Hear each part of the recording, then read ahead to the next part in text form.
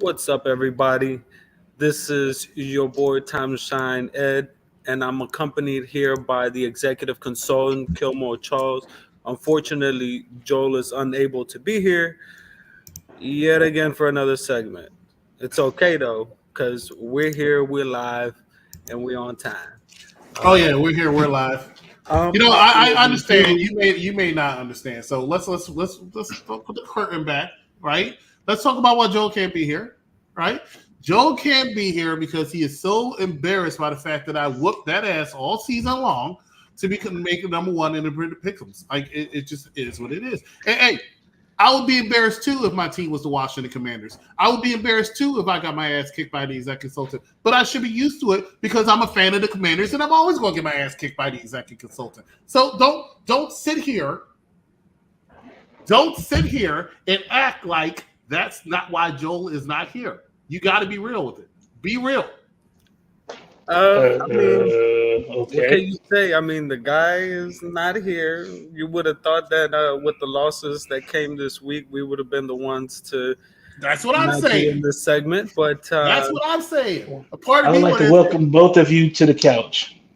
well, It took y'all a little longer to get there than my team, but that's now fill the up the seats. on the at least couch. we Welcome. made it to the playoffs, whereas the Carolina Panthers were limited at week 2. But it doesn't matter. So what? So we're in by proxy of C.J. Stroud, the quarterback we should have drafted. Oh, that boy is a mean one. You I'll tell you reaching, that aren't much. you? But he has a challenge. Until I see Bryce Young do anything, no, I'm not reaching at all. I guess you can't argue with that. Well, I mean, Anything. some quarterbacks, they don't do their very best the first year, and then they move on to the second and third year and start progressing. It all depends on the system that they're going to be in. Also, I mean, didn't you guys fire some personnel already? Yeah, Frank Reich was already gone. I think the only people we kept was the defensive coordinator and Chris Tabor, the special teams. And I don't even know if we kept Idro. We just rejected a lot of people wanting to do an interview with him. I think there are a lot of coaches' jobs that are on the hot seat because a lot of franchises, whether it be the fans, whether it be the owners, general manager, are not happy, including teams that made it to the playoffs and possibly won the division. But they're also on the hot seat. It is not a good time to be a coach right now in that league. People want results, and that's the kind of society we live in right now. Results, and what have you done for me lately? I'm pretty sure Bill Belichick's separation from the New England franchise was a mutual decision, but at the same time, don't get me wrong, they were going to push his ass out. Even though he would go down as one of the greatest coaches by cheating I have ever seen, they were going to push his ass out. But we don't have a lot of time. By who?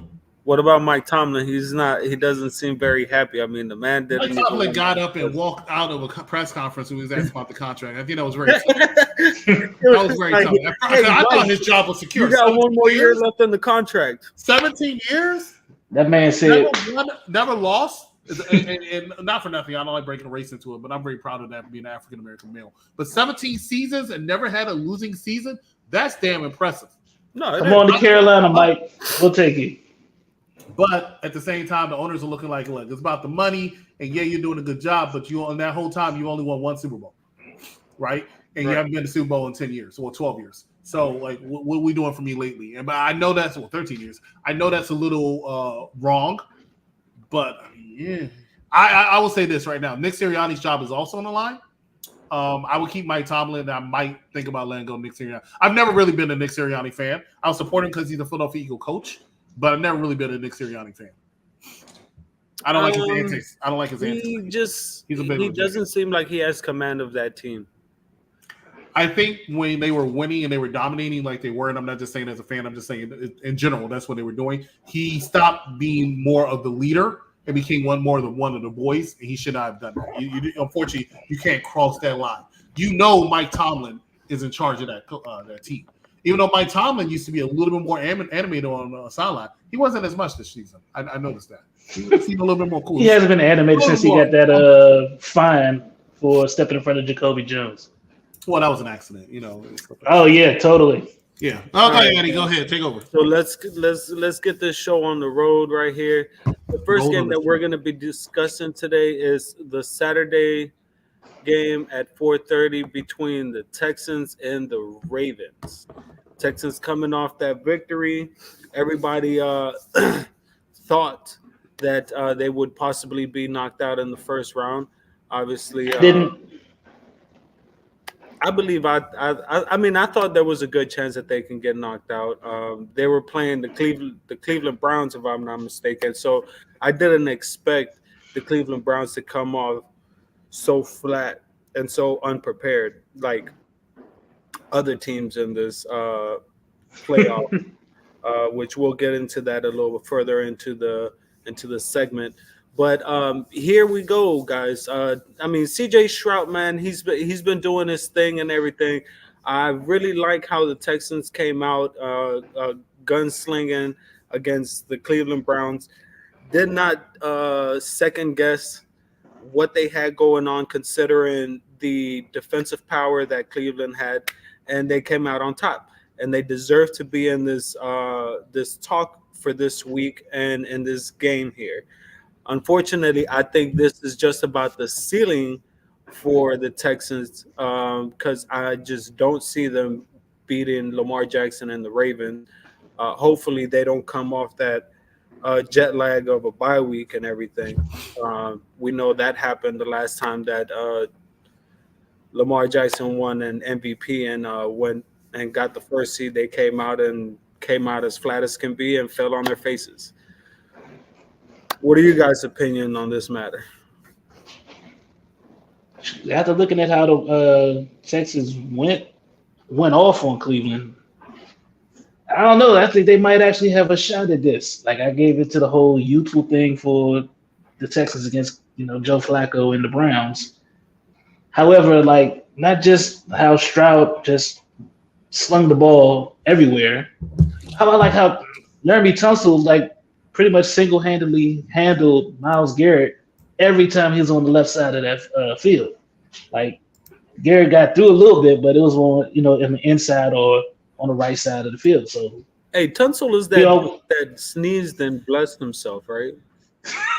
I don't know.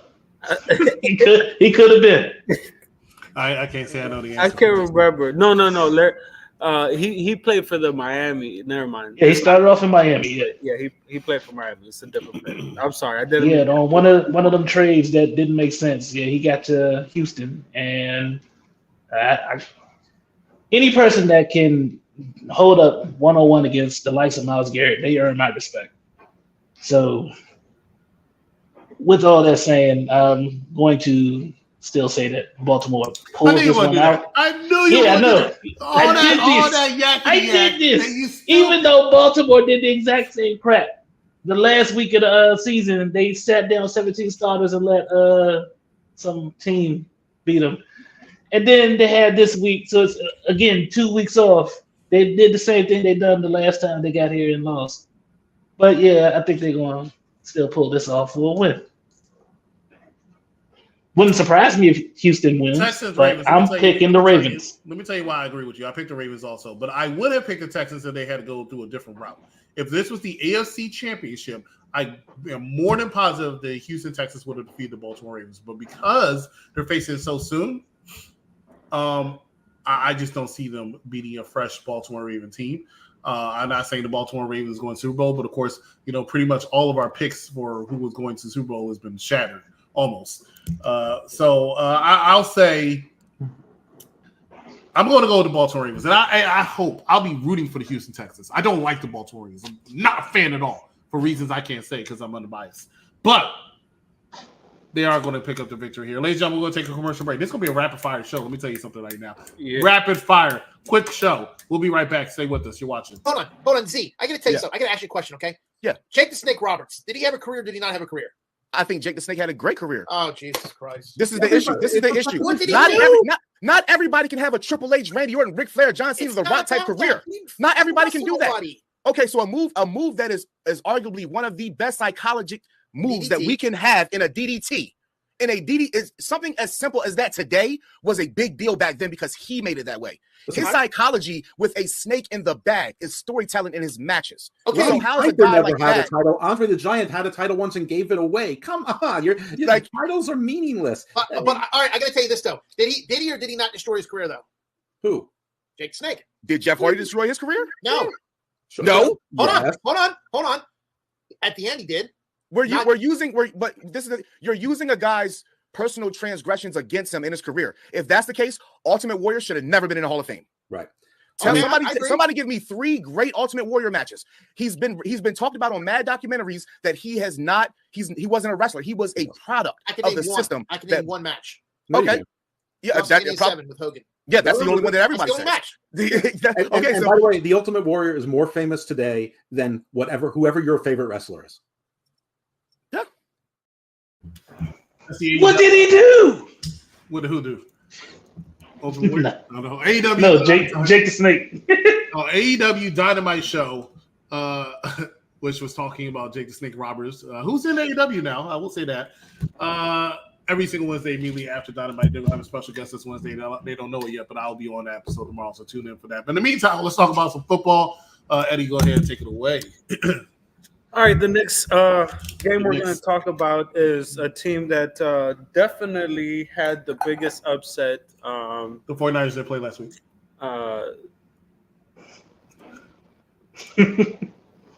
Okay, all right. I'm joking. I picked the Cowboys. No. I mean, but I voted for the Packers. The Packers coming off of this mouth-dropping, mind-boggling upset against the Cowboys. Not that much. Traditionally, which is a term I'm learning in my new job, but traditionally, the Cowboys don't seem to know how to pick up W's in the playoffs.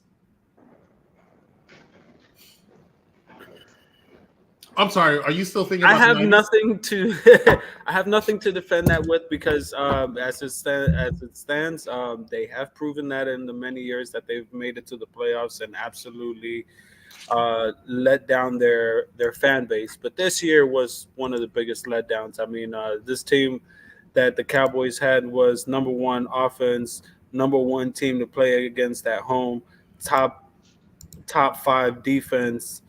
I mean, we had it all, and still couldn't get it done.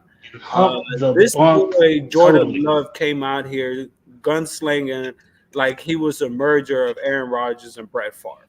Okay, like the guy is just an absolute stud. I don't think people give him enough credit for what he's done so far at Green Bay, but he's really shown up. Considering that they don't really have that big of an offensive weapons. I mean, they don't really have receivers. Name them. I mean, Dobbs, Jaden Reed, Romeo Dobbs, Christian Watson. Where are they in the wide receivers list? I'm pretty sure all 3 of them are somewhere under top 20. Yeah. And then you got Musgrave. Who the hell is Musgrave? Like, it don't matter. These Bama's showed up and caught balls when it mattered. I mean, they were downfield twerking on a handstand before they caught the freaking football, man. I mean, the Cowboys couldn't freaking stop a nosebleed, okay?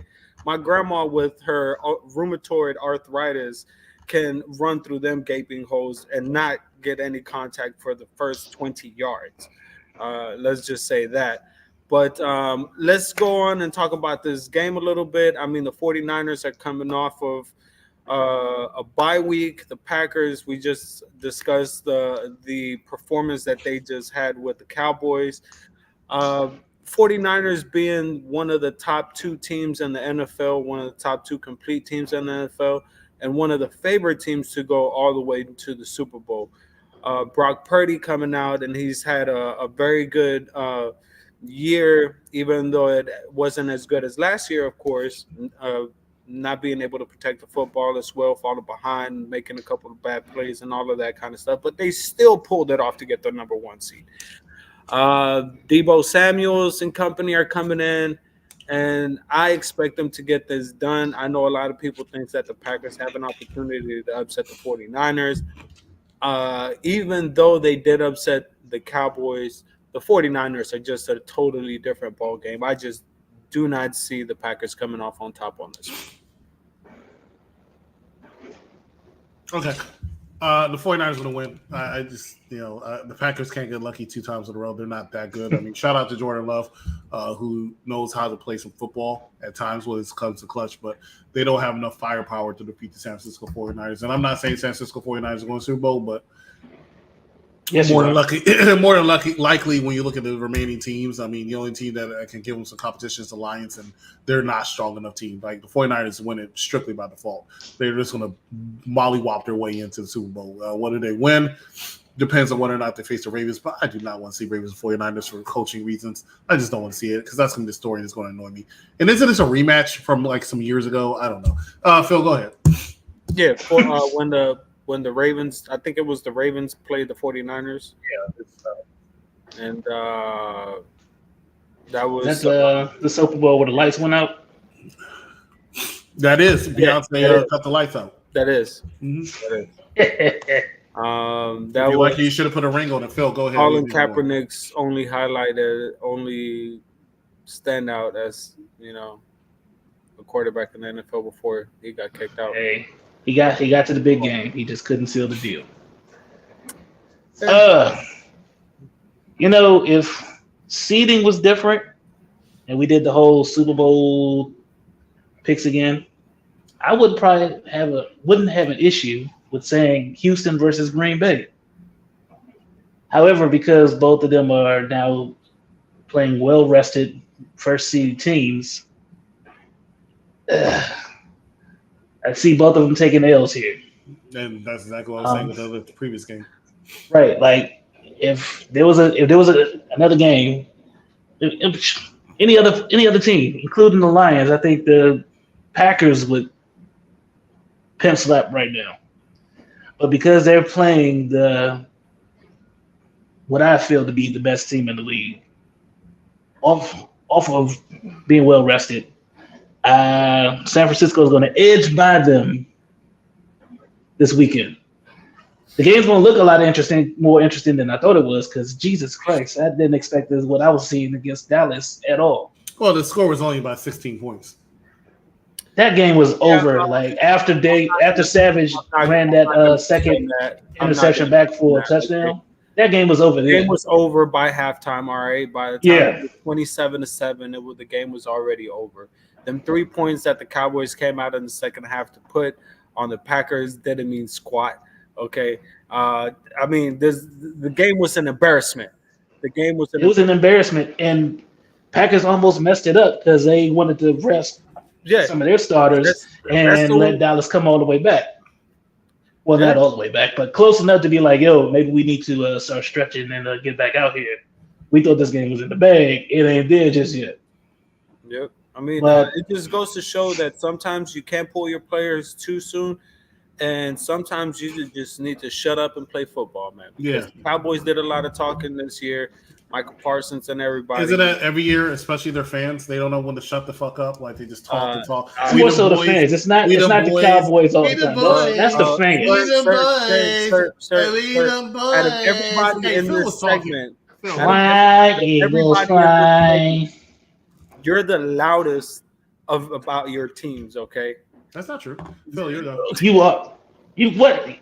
Certainly louder than I am. Your team was in a 4-game losing streak, and all you kept saying was Philly is the best team in the NFC East. They are.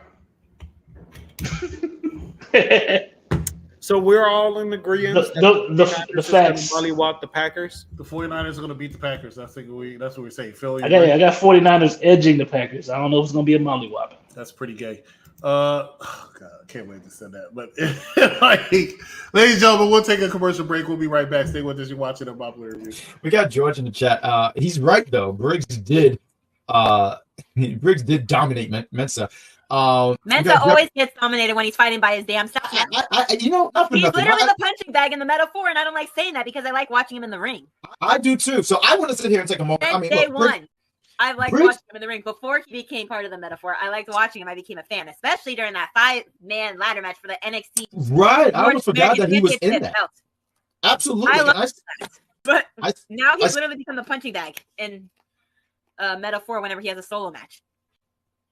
With Noam Dar, it's fine because he runs away because he's a chicken shit champion. But Oro Mensah, he doesn't have the belt or anything. But every time he either goes into fight in Noam Dar's place or he fights by his damn self, he always turns into the punching bag. Why is he the one that's getting beaten up to put other people over? Why is I it him? agree. Right? No,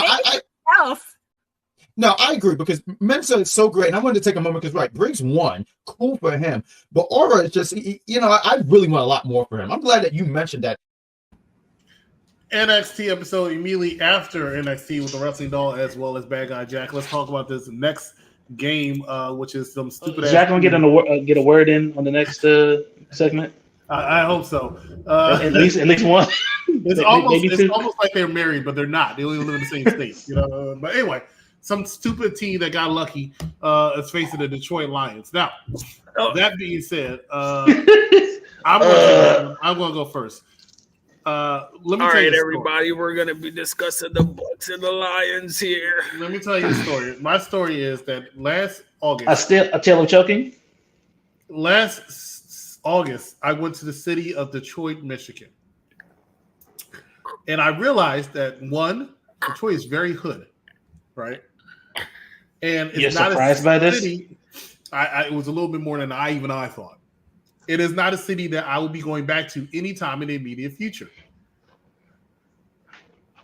And I realized I'm really not a fan of the city of Detroit. I will be a fan of the city of Detroit and the Lions this coming week because they need to beat them overrated Tampa Bay Buccaneers. I'm going for the Detroit Lions. No one thought Tampa Bay was overrated. Y'all literally had the easiest game ever, and y'all choked it. Let me go ahead and get a crack at it right quick. Right? We can make a little sense out of this, right? All right, so I agree with Phil. The Bucks were never an overrated team. I mean, everybody knew that they are who we thought they were. Aren't they NFC South, right? Yeah. Everybody knows that the NFC South is one of the worst divisions in the NFL right now. The Bucks, I mean, they did what they had to do to get into the dance. And, I mean, I will really say that you guys' injuries really hurt y'all. I mean, y'all were missing A.J. Brown. Devonta Smith was banged up. Jalen Hurts was banged up. Dallas Goedert had just gotten back from injury and somehow managed to get injured in the game also. Jason Kelce wasn't looking too hot, and now he's retiring, so there's questions about next year going into who's going to fill in those shoes. But anyways, nevertheless, the Bucks came out and did what they had to do against the team that was hurting. I won't say that they were better than the Philadelphia Eagles because if the team was completed, they wouldn't be. And I'm not going to do that to you, okay? But the Bucks definitely did get it done. They had to do what they had to do, and they did it. And now they're facing the Lions. Jared Goff. That was last week's matchup. Jared Goff versus Baker Mayfield. For me, I think the Lions are going to go ahead and take this, even though the Bucks can surprise people. I think the usage of Mike Evans is going to be key. But nevertheless, the Bucks don't have enough offensive weapons, not wide receivers, not running backs. Their defense is suspect, regardless of the matter of how good they made it look against the Philadelphia Eagles. So the Lions is my pick. Who the hell thought we would be talking about a Baker Mayfield-led anything beating the Philadelphia Eagles in the playoffs? Hey, no one saw this shit though. The roles absolutely nobody. The roles are kind of flipped the Cowboys were supposed to play the Bucks, and the Philadelphia Eagles were supposed to play the Green Bay Packers, but the Philadelphia Eagles managed to put a poo-poo up at the end of the season. And in the playoffs too. Yeah. Hold your head up. Who are you picking, Phil? Who are you picking? Hold your head up. No question. The Lions. Jared Goff is going to do what y'all should have did last week. Okay. All right, ladies and gentlemen, we're going to take our last commercial break. When we come back, we're going to talk about our last game. Stay with us. You are watching Unpopular Review. Oh, no. Wrong. Hey, I'm beginning to like Rancho Cucamonga. The good thing about being out here, we don't hear no gunshots. Can't borrow some sugar. No police. Freeze! Sheriff's Department! No chicken head, no crackhead, no nothing. Oh, shit. Just peace and quiet. Blue Line Cinema presents next Friday. Oh, wait, what team you play for? You play a little hoop? I play for the Cucamonga Cracker Killers. Hey, don't want any trouble with you. You don't have to send your posse out here to do 187 in my ass. This is good. You're a virgin! How can you go 40 years and not have sex? I just kind of stopped trying. We gotta help the man. We cannot let you go on being a virgin. You gotta highlight your attributes. The problem most men have is they don't know how to talk to women. What am I supposed to say? We've given you all the advice we have to give. Now you gotta put it in action. Party's over. Let's let the virgin get back to work. The 40-Year-Old Virgin.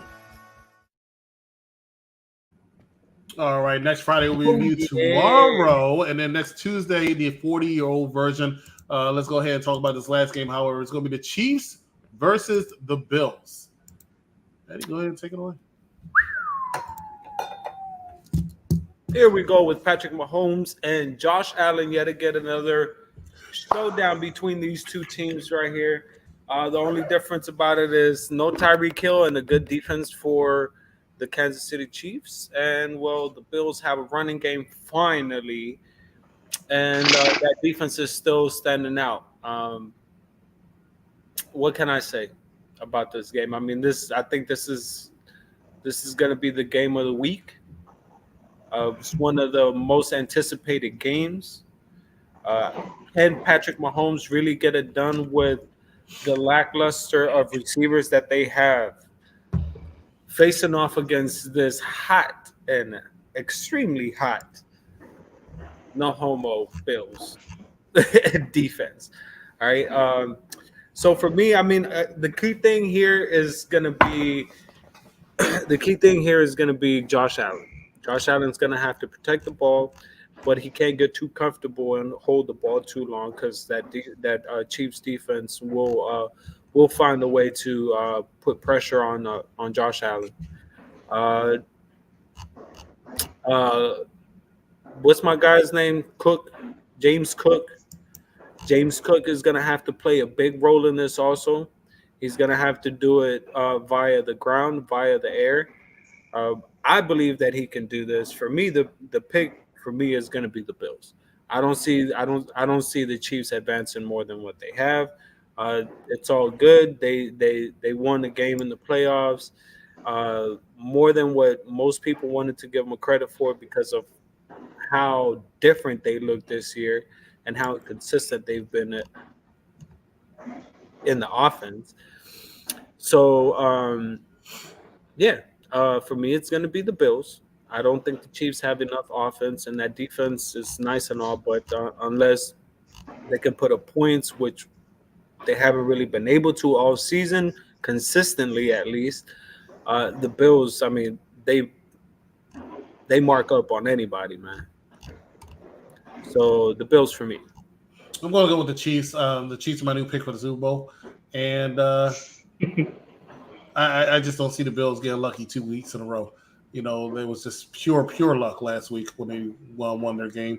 It shouldn't even have happened, to be quite honest with you. But the Chiefs show that they know how to win the Super Bowl. You know, in wrestling, they call John Cena Big Match John, because he knows how to get it done when it counts. So do the Kansas City Chiefs. They'll take care of the Buffalo Bills this week and the Baltimore Ravens next week. Okay. Okay. I got nothing. I've been talking about how the Bills was going to choke for weeks now, and now they're showing up and doing better. I'm still picking the Chiefs though. So 2 Chiefs and 1 Bills. Okay. Walk into a bar. So right now we are also going to be doing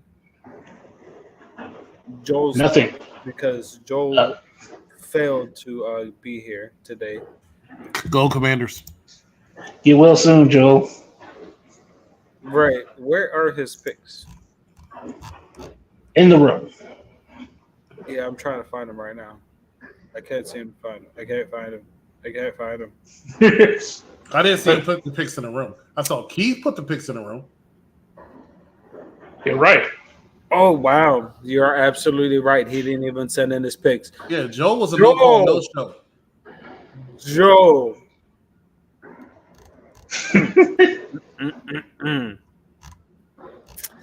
Ladies and gentlemen, thank you so much for watching us. This is the part where I go through some things because we're revamping things here at Unpopular Review. So let's go ahead and talk about it. Immediately after NXT tonight, watch the NXT review show with Wrestling Doll and Bad Guy Jack. Tomorrow, Superman Lois is being reviewed by the trio of Destiny, C. the Superior, Bad Guy Jack, as well as Vic the Mark. Immediately after AEW, join Evil Dose, Dan the Man, and Vinny LaSpada, as well as their special guest, the executive consultant, as they talk about AEW All Elite Wrestling. Unpopular Review Entertainment talks about next Friday with the Mark Victor Rodriguez, Mike Knox, and the executive consultant. The Husband and Wife show is on Friday with Mike Knox and his lovely wife, Amira. The hell, Raising Kanan's still over? Season 3, I think, or whatever. Raw SmackDown review show is going to be on Saturday with the Mark Victor Rodriguez and Dice. And then on Saturday night is going to be Captain Shay as well as Dan the Man for the AEW Collision show. Mike Knox show on Monday. The 40-0 version of Popular Review Entertainment brought to you by James Best. The Next Doctor as well as the executive consultant. And then, of course, in a couple of weeks, immediately after Royal Rumble, the Monday Night Raw, each and every single week, the executive consultant will be having a live watch-along. Looking forward to that. Everything you need is right here at Unpopular Review. We only have 2 more weeks left for us with the Dynasty Corner with Kill Mode Charles, Time to Shine Ed, and the executive consultant. Maybe Joe will show up. Maybe Joe will show up. We will see. We will talk about it. But thank you so much for watching us here tonight for Time to Shine Ed. For Kill Mode Charles, I'm the executive consultant. Make sure you hit that subscribe button.